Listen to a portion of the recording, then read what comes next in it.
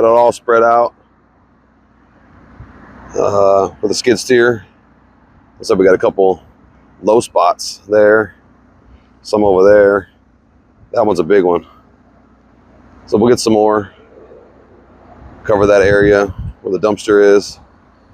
But the windstorm that came through tore up all of that privacy, whatever you call it. It's still very windy. Shit. Oh, all right, Saturday, Valentine's Day, actually.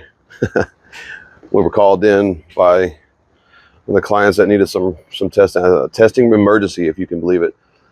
But we're also, in our leisure of time, working with these new 4K cameras that will go 50 or so feet away from all the computer stuff, camera switches, and of course, on that big, huge 80-inch TV that everybody can watch instead of having to be out in that muddy mess and getting refractory sprayed all over them.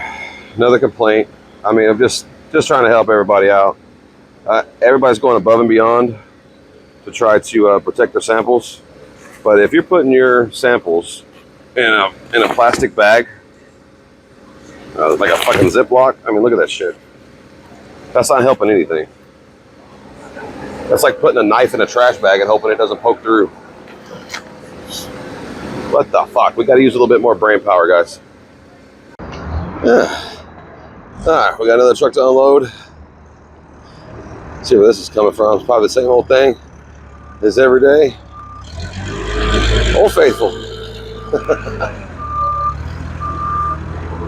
Let's see. You got samples in this other one too? You got samples in that one? Yes, sir. Okay, and then Nick wants some of his boxes back, right? 3 total, did he say? Yeah, he didn't say. I mean, I got 3 right now that I can give you though. Yeah. Do they have lids? I think it's gonna be for more samples. That's fine. All right. I'll get them for you. All right, so we're gonna pull some lids out of my ass somewhere. You'd think that we'd have the lids because they came with lids, but that's not the way that it works all the time. Hey, let's load him up with these boxes here. Yeah, 1, 2, 3. That's good. That one's got a lid. That one's got a lid. We'll throw that lid back on. That was actually their old lid. There you go. So, he's nervous driving this old forklift. He's used to that brand new one we got. Hey, you picking up scaffold poles too, man? Come on. Come on. Get a small bite, set it down, get another bite. You know how it goes. All right, then just take him. See that piece of particle board on the ground over there? Just take him that for that top one. All right. So the roller just showed up, so we can get all that caliche kind of stuff smashed down next door. And what is? Excuse me, sir. What the hell are you doing? Well, look, I didn't want to take my bitch break. We got to get this mixing done. Oh, no. I'm not sure that's going to fly. Why not? Because it's ridiculous. I'm staying cool. Craig rented himself a new toy. He's out here flattening the earth. Caliche, as he would like to call it.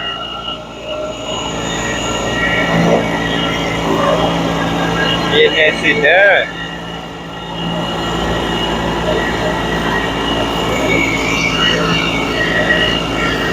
So, flattening pretty good.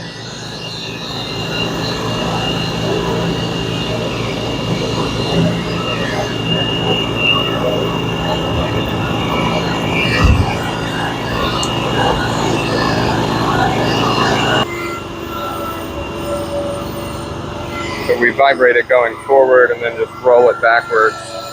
We're hoping to solve the footprint problem.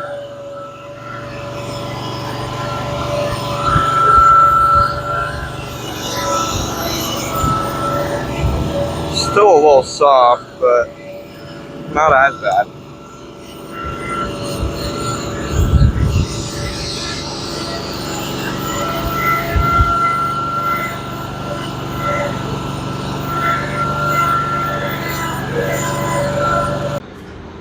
All right, Nathan, this is what I wanted to show you. This is our, oh, by the way, this is our educational part of the video. So right here, you see how it's all popcorny? It didn't look like it got, I call it popcorn because that's what it looks like, popcorn in the bowl. It did not get rammed correctly.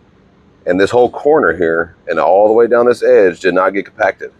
So this is why the PLCs are up so high for this job. And you can look at this one here.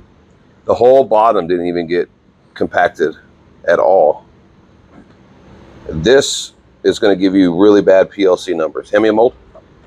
Okay, so on a mold, so this is why I tell y'all to layer as you put in. So what I mean by that is, don't just grab a big, huge handful of refractory and just try to cram it in there. This is what you're going to get. You layer this thing.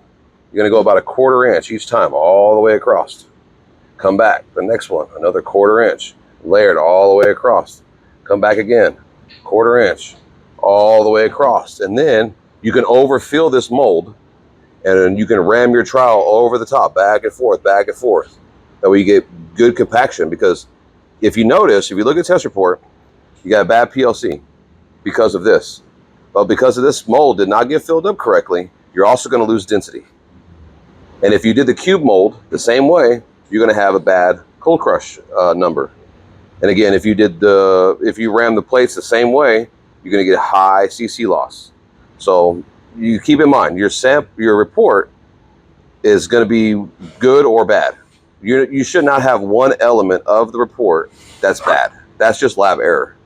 It's either going to be good all the way across, all the numbers, or bad, all the numbers. But it's never going to be just, the cold crush passed and the abrasion failed. That's not the way this stuff works. Ceramics doesn't work that way. Was that educational for you? I think so. Yeah? We exercise that brain of yours? I can't lift very much.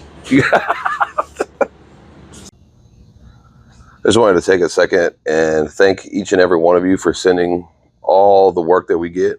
I mean, now we're even selling plexiglass, 3 foot by 3 foot.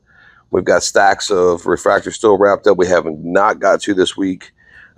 This is everything we were able to get done this week. All the material pre-qualifications, things like this. These carts are just full of tested samples.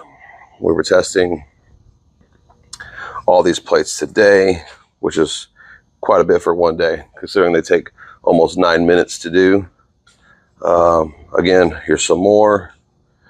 We've even got 1,500 pounds super sacks in here now that we're testing. There's another pallet of material that got done today, but I have to tell you, with all this work going on, my shop is destroyed. I mean, this is the nastiest and most cluttered it's ever been. I've even had